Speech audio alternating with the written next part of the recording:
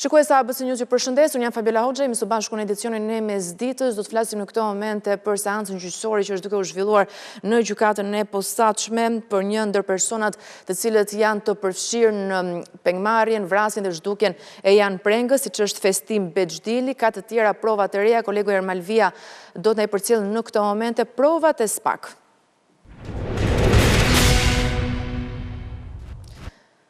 Ermal, të përshëndes, SPAK tashmë ka prova të reja për këtë dosje, por edhe për personin cili është i përfshirë në vrasjen dhe zhdukjen e Jan Prengës. Cilat janë? Fabiola, ditën e sotme këtu në gjykatën e posaçme është zhvilluar seanca në ngarkim të Festim Bexhdilit, i cili fillimisht është dënuar nga gjykata e shkallës së parë me burg për jetë, kjo sa i takon rrëmbimit dhe vrasjes së Jan Prengës. Ngjarja kjo e ndodhur në janar të vitit 2020, por më pas ishte gjykata e lartë që prishi këtë vendim dhe e solli sërish dosjen këtu në gjykatën e posaçme që të rigjykohej nga një tjetër trup gjykuese, ndërsa Bexhdili dhe avokatët e tij mbrojtës pretendojnë se nuk kanë lidhje me vrasjen e Jan Prengës apo dhe rrëmbimin e tij dhe më pas zhdukjen e trupit, por Bexhdili në fakt në atë kohë ka patur, po themi, rolin e kopshtarit të kompleksit Golden Resort në Shijak, i cili është në pronësi të Altin Hajrit, ku prokuroria e dyshon si një nga personat që ka marrë pjesë në zhdukjen e trupit të pajetë të Jan Prengës. Por nga ana tjetër, si kundër e përmend avokati i mbrojtjes dhe vetë Bexhdili kanë pretenduar se nuk kanë lidhje me ngjarjen, ndërsa ditën e sotme dy prokurorë të posaçëm që janë duke vijuar hetimet dhe duke, po themi, vijuar procesin gjyqësor në ngarkim të Dritan Rexhepit dhe personave të tjerë si të dyshuar për rrëmbimin dhe vrasjen e Jan Prengës, i kanë dorëzuar gjykatës prova të reja, siç janë komunikimet në aplikacionin Sky Encrochat, ku është zbardhur skema se si është kryer rrëmbimi dhe më pas zhdukja e Jan Prengës, ku urdhërues sipas prokurisë është Dritan Rexhepi në bashkëpunim me Gentian Funiqin, të cilët dhe më pas edhe Altin Hajrin, ku kanë strehuar, le të themi, fillimisht trupin e pajetë të Jan Prengës e më pas kanë bërë dhe zhdukjen e tij. Në komunikimet që ka zbardhur prokuria e posaçme janë komunikime në aplikacionet Sky Encrochat, ku është treguar gjithë mënyra e skemës së rrëmbimit e më pas dhe zhdukjes së Jan Prengës. Të gjitha këto prova, prokurorët e posaçëm i dorëzuan në gjykatë ditën e sotme dhe më pas seanca e ditës së sotme u shtypur në datën 13 maj, ku avokatët e mbrojtjes të Festim Bexhdilit kërkuan kohë që të njihen me këto prova.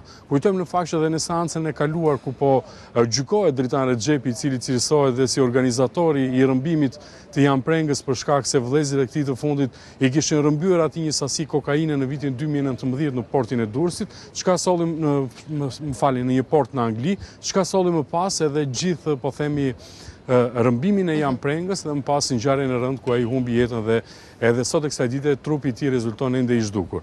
Edhe në procesin ndaj Dritan Rexhepit, dy prokurorët e posaçëm dorëzuan të njëjtat prova, pra komunikimet në aplikacionin Sky Encrochat mes personave të përfshirë, ku tregohet e gjithë dinamika e ngjarjes dhe tashmë do të jetë seanca e radhës në të cilën avokatët e mbrojtjes do të bëjnë kundërshtimet, kjo sa i takon këtyre provave të reja të dorëzuara nga dy prokurorët e posaçëm. Ermal, faleminderit për raportimin. Renato Hoxha, i ekzekutuar të dielën në Vlorë, dyshohet e vrarë për hakmarrje. Hetuesit kanë dyshime se 58 vjeçari mund të ketë qenë i përfshirë në të shkuarën në një ngjarje kriminale në këtë qytet, në të cilën ka pasur rolin e informatorit. Kamerat e sigurisë në zonë ku u vra Hoxhaj kanë kapur autorin e dyshuar të atentatit, ndërsa në Tiranë u vënë pranga një bashkëpunëtor në ngjarje, i cili dyshohet se u ka siguruar makinën autorëve të krimit.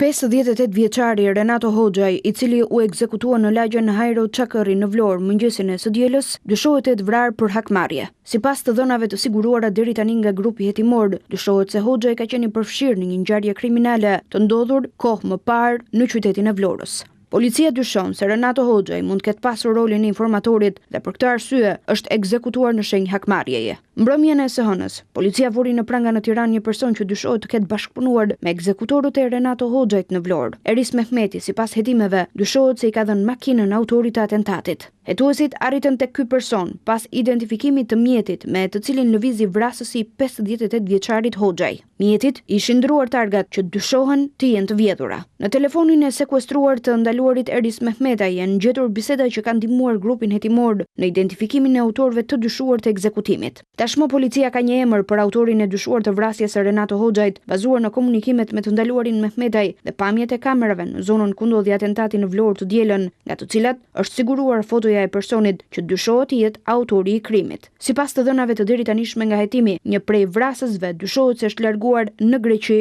ilegalisht.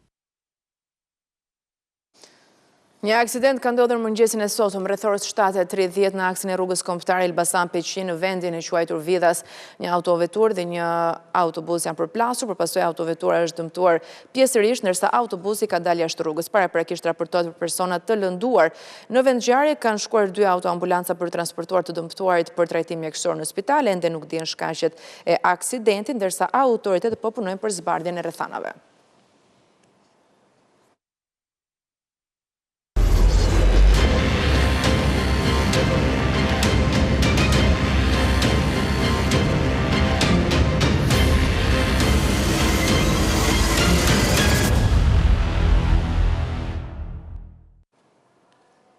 Socialistët synojnë në këtë zgjedhje në Fier 11 mandate deputetësh, objektivit duket në të njëjtat parashikime që bëri për qarkun e Fierit edhe sondazhi i dytë i Anxhiri Çerke dhe ABC News, ku socialistët sipas tij arrin rezultatin historik me 11 deputet, 2 më shumë se në zgjedhjet e kaluara, ndërsa kampi i Berishës parashikohet të bjerë në 5 mandate.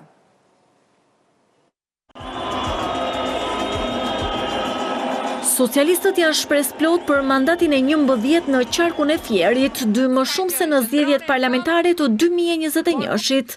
Baltës ne japim përgjigjen në 11 maj. Duke votuar numrin 5, duke votuar Partinë Socialiste Edi Ramën, 11 maj, 11 mandate për qarkun e Fierit në një triumf historik që nuk e kemi parë kur më parë.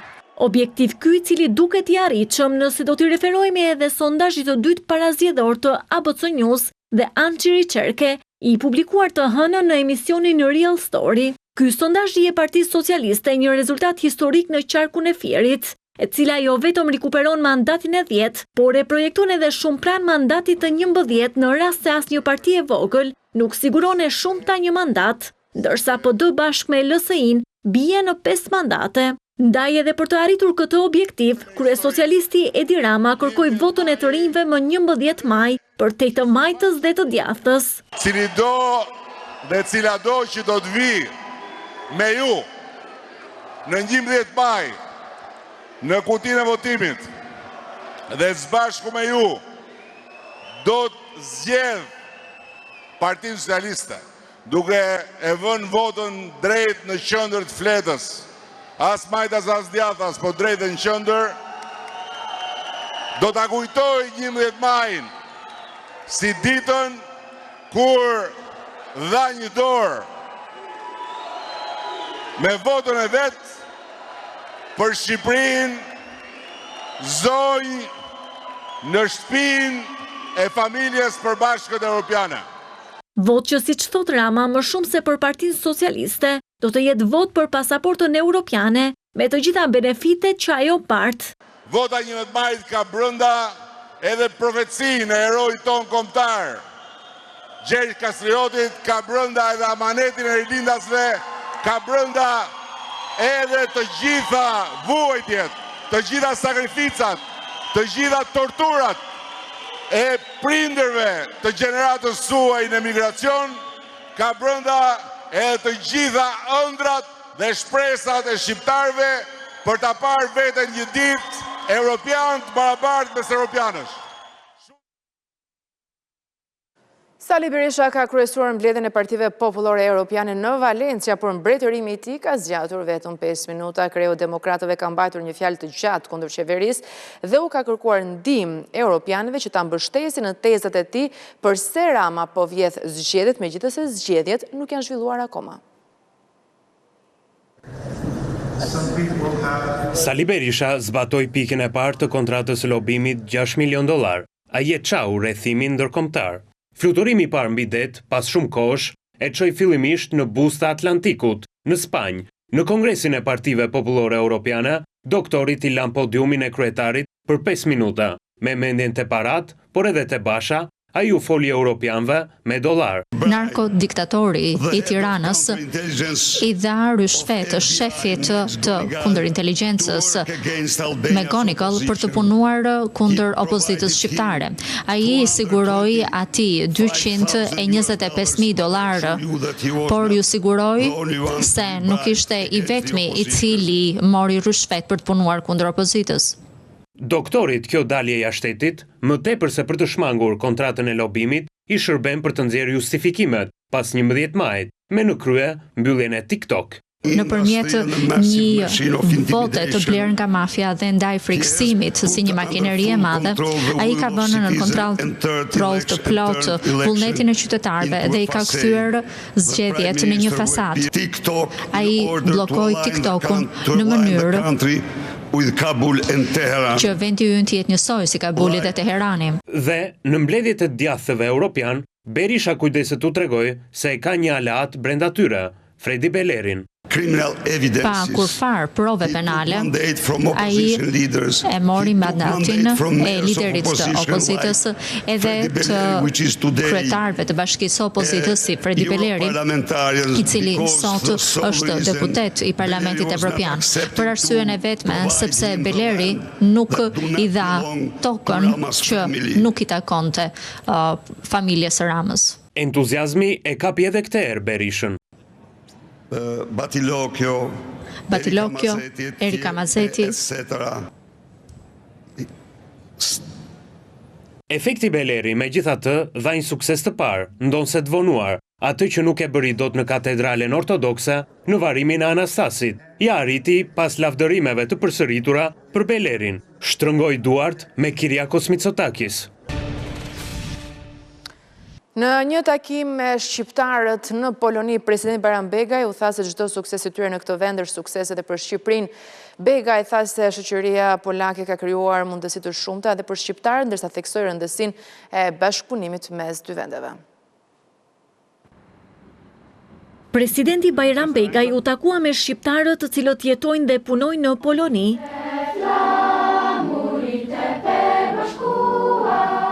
Teksa vlerësoi kontributin e tyre në shoqërinë polake, kreu i shtetit tha se ato janë dhe promovuesit më të mirë të vlerave të Shqipërisë. Dua që me këtë rast të falenderoj edhe shoqërinë polake për hapjen e mundësive reale për këta qytetarë të cilët lanë adheun e tyre dhe gjetën një adhe të dytë. Patjetër që suksesi tyre është personal, por është sukses edhe i Shqipërisë. Nëpërmjet tyre ju keni njohur sadopak Shqipërinë. Po ashtu, Begaj theksoi rëndësinë e forcimit të bashkëpunimit me Polonin. Të hënën, kreu i shtetit mori pjesë në samitin e iniciativës së 30-teve në Varshavë. U tha se antarësimi i Shqipërisë në këtë platformë konsolidon rolin e saj si kontribuese për sigurinë rajonale dhe urdhëlidhse midis Europës juglindore dhe hapësirës euroatlantike. Mirë, në këto moment ndjekim kryeministrin Edi Rama, i cili është një aktivitet me të rinj të cilët janë të angazhuar në fushën e teknologjisë dhe inovacionit. Ndjekim. Qendra Tumo e ka treguar qartësisht tani dobishmërinë e saj për shumë fëmijë. Kemi sistemin e laboratorëve inteligjent në shkolla. Sot janë 340, mos gabojmë, shkolla që kanë laboratorët inteligjent ku fëmijët qysh në klasën e parë fillojnë paralelisht edhe të marrin nocionet e para të teknologjisë edhe të kodimit. Dhe plani është që laboratorët inteligjent të shkojnë në 1000, praktikisht të mbulohen të gjitha shkollat dhe është një plan i financuar tani më. Në ndërkohë është drejt përfundimit një tjetër strukturë fantastike në Vlorë, në qendër të Vlorës, mbase nëse u bie rruga mund të jetë një sy për kuriozitet. Aty ku ka qenë një ngrehinën shumë e vjetër që u tentua në vitet 90 të bëjë një hotel turizëm. Të gjitha të pikë mes të Vlorës, po e transformojmë në një infrastrukturë për të krijuar një tjetër hapësirë funksion të këtij sistemi. Dhe po ashtu, po përpiqemi që të zgjerohemi edhe në disa qytete tjera paralelisht dhe pa i rënë ndesh ose pa dubluar tumon. Këtu te piramida për pak ditë, besoj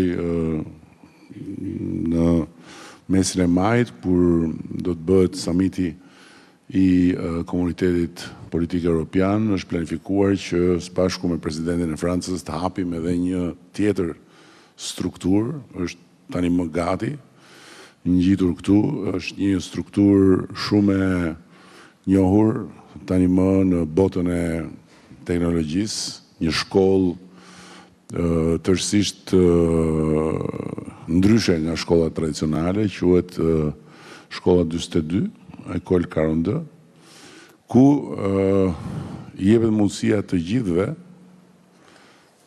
pavarësisht moshës, pavarësisht. Mirë vijon kryeministri Rama këto takime të rinj, ndërkaq ne kemi ardhur në fund të edicionit të mesditës. Ju kujtoj të klikoni në webin tonë abcnews.al. Për të tjera zhvillime gjithashtu në radio, na gjeni në frekuenca 105 FM. Nertan Prifti, vjen pas pak në Sport Center, qëndroni me ABC.